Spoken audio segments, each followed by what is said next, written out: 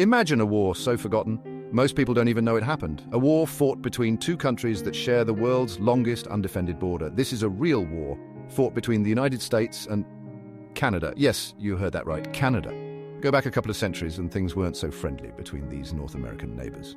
This war was a big deal, with lasting consequences for both sides.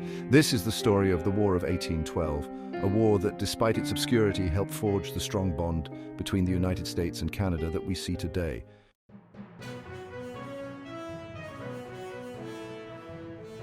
The year is 1812. Napoleon is rampaging across Europe. Britain, locked in a life-or-death struggle with the French emperor, is desperately trying to keep its head above water.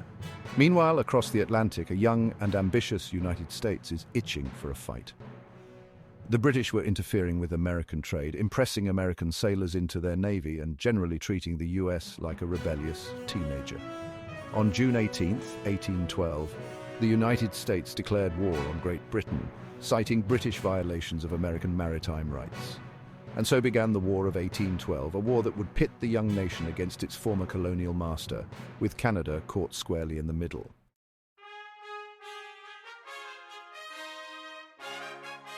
Today, the idea of the US and Canada going to war seems ludicrous. They're more like siblings than neighbors, sharing a continent, a language, and a love of hockey. They trade freely, cooperate on defense, and even share a joke or two at each other's expense. The War of 1812 was a brutal affair, with losses on both sides, but it also taught both nations a valuable lesson. They were stronger together than apart. The Treaty of Ghent, signed in 1814, essentially returned everything to the way it was before the war began. The War of 1812 marked the last time the United States and Canada would ever fight each other.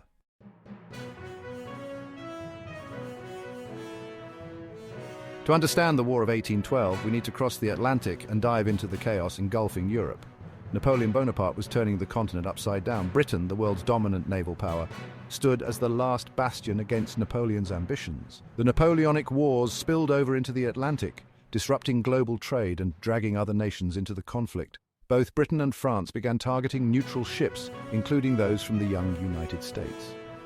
The impressment issue became a rallying cry for American anger towards Britain.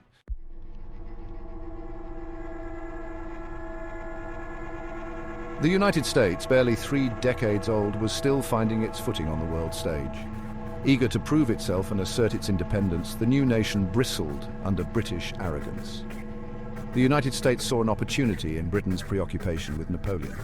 With the British distracted by the war in Europe, some Americans believed they could finally settle old scores and expand their territory. British agents working with Native American tribes were supplying them with weapons and encouraging them to resist American expansion westward. The political climate in the United States was also shifting towards war.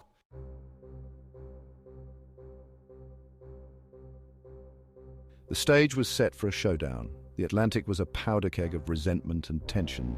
The United States, feeling disrespected and threatened, was ready to fight for its place in the world. Britain, bogged down in Europe, was in no mood to back down from a fight it believed it could win. Caught in the middle was British North America, a vast and sparsely populated territory loyal to the British Crown. The drums of war were beating louder, and soon the conflict would engulf the North American continent.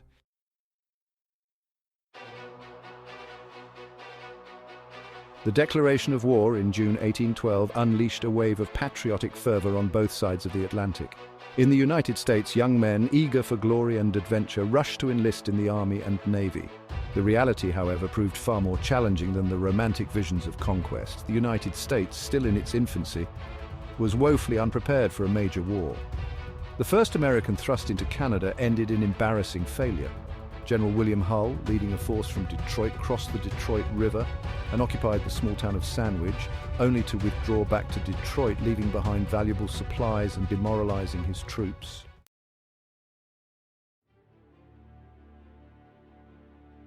The British, sensing American weakness, launched a counterattack. On August 16, 1812, British Major General Isaac Brock, with Tecumseh at his side, surrounded Fort Detroit and demanded Hull's surrender. Hull, fearing a massacre, surrendered his entire army without a fight. The fall of Detroit was a major blow to American morale and emboldened the British and their Native American allies. The Americans regrouped and launched a series of counteroffensives along the Niagara frontier.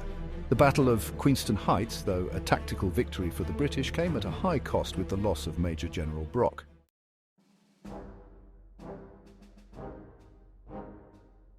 The war raged on into 1813, with neither side gaining a decisive advantage. The Americans scored a major propaganda victory in August 1814. British forces, frustrated by American raids on Canadian settlements, launched a retaliatory attack on Washington, D.C. The British, under the command of Major General Robert Ross, landed in Maryland and marched on the American capital. The British set fire to several government buildings, including the White House and the Capitol. The burning of Washington, D.C., though largely symbolic, sent shockwaves through the United States.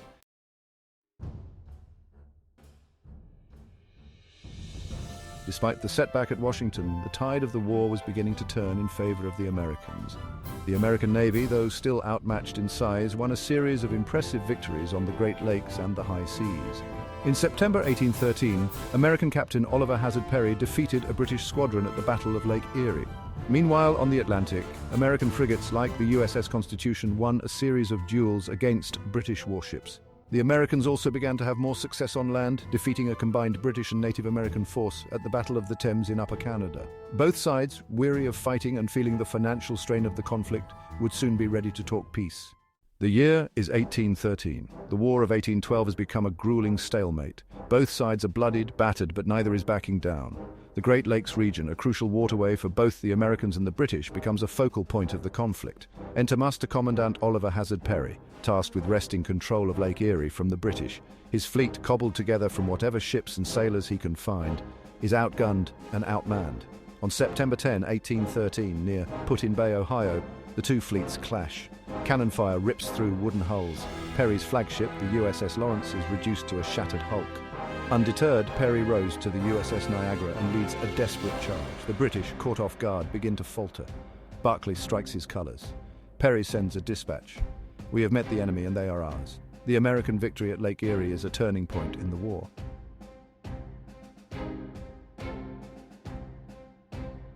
With the war in the north stalemated, the British turn their attention south. Their plan is audacious: land a large force on the Gulf Coast, seize New Orleans and control the mouth of the Mississippi River.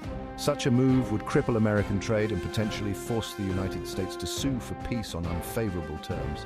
In December 1814, a formidable British force commanded by General Sir Edward Pakenham lands near New Orleans. Pakenham, a veteran of the Napoleonic Wars and a highly regarded officer, is confident of victory.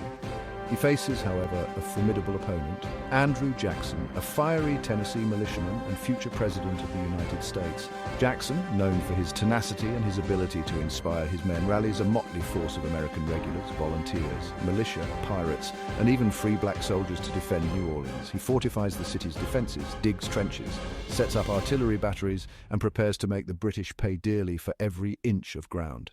The American position, however, is precarious.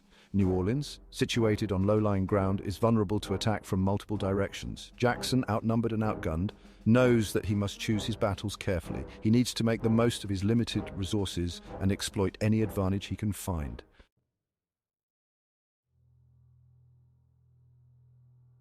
On January 8, 1815, the British launch a massive assault on the American lines. Thousands of British troops, their bayonets gleaming in the morning sun, advance across the open ground towards the American defences. Jackson, watching from his headquarters, calmly utters his now famous order, "Give them a little hell, boys!" The American artillery opens fire, unleashing a storm of grape shot and canister that tears through the British ranks. The British, caught in the open, suffer horrific casualties but continue to press their attack. American riflemen, concealed behind earthworks, pick off British officers and artillerymen. The British attack falters, breaks, and falls back in disarray. Pakenham, urging his men forward, is killed in the assault. The Battle of New Orleans, a decisive American victory, shatters the myth of British invincibility and makes Andrew Jackson a national hero. The battle also exposes the folly of 19th century warfare, as it was fought 2 weeks after the Treaty of Ghent. Ending the war had been signed in Europe.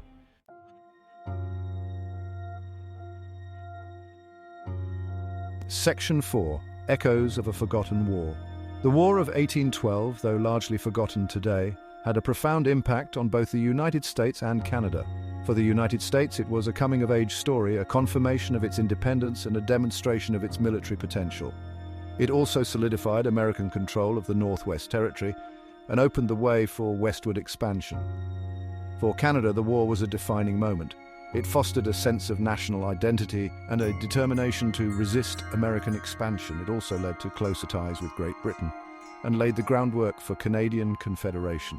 The War of 1812, though marked by bloodshed and destruction, ultimately paved the way for a lasting peace between the United States and Canada. It taught both nations the futility of war and the benefits of cooperation. The border between the two countries, once a line of conflict, became a symbol of friendship and shared values. The War of 1812 reminds us that even the bitterest of enemies can find common ground, and that peace, though often elusive, is always worth striving for.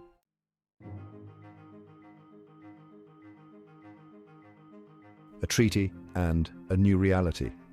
News traveled slowly in the early 19th century. While Andrew Jackson's men were busy at the Battle of New Orleans, diplomats were finalizing a peace treaty. The Treaty of Ghent, signed on Christmas Eve 1814, ended the War of 1812. It returned things to the way they were before the war. Issues like impressment and trade restrictions were ignored. Despite its inconclusive ending, the war had profound consequences. For the United States, it was a transformative experience. The war solidified American independence, proving the young nation was a force to be reckoned with.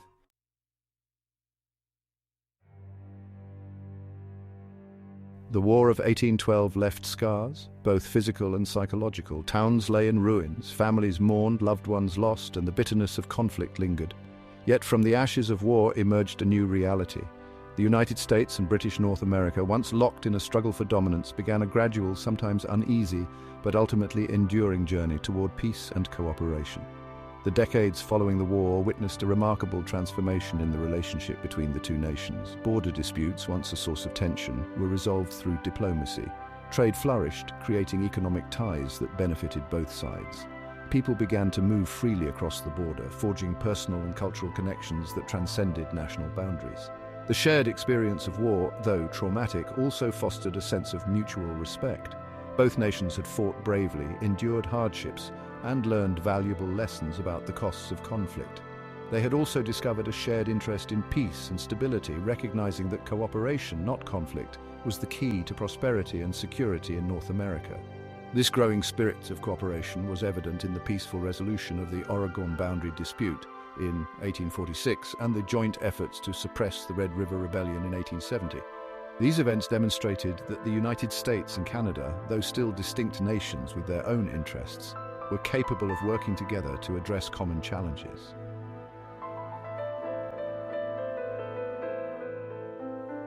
The 20th century saw the US-Canada relationship blossom into one of the closest partnerships in the world. They fought side by side in 2 world wars, forged strong economic ties through NAFTA, and cooperated on various issues. The US-Canada border transformed into a symbol of peace and friendship, becoming the longest undefended border in the world. Millions crossed it each year for work, pleasure, and family visits. The War of 1812 is a story of transformation, showing how 2 former adversaries found peace and forged a lasting bond. It reminds us that history evolves and even deep wounds can heal. Today, the US and Canada stand as a beacon of hope, a testament to diplomacy, peace, and human cooperation. Their story shows that we can shape our destiny and sow seeds of a brighter future.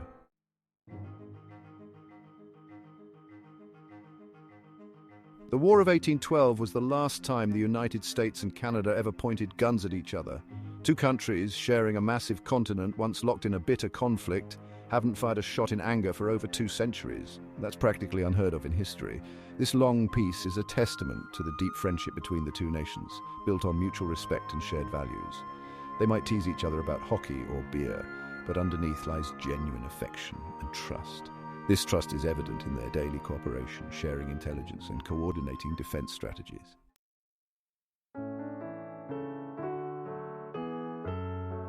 The US and Canada are more than just neighbors, they're family. They share a common language, a love of democracy, and a commitment to freedom and justice. They face similar challenges, from economic inequality to climate change, and they work together to find solutions that benefit both nations. This close relationship is perhaps most evident in times of crisis. When terrorists attacked the United States on September 11, 2001, Canada didn't hesitate to offer its unwavering support. Canadian troops fought alongside American forces in Afghanistan, and Canadian communities opened their homes to stranded American travelers. In a world often riven by conflict and division, the US-Canada relationship stands as a shining example of what's possible when nations choose cooperation over confrontation.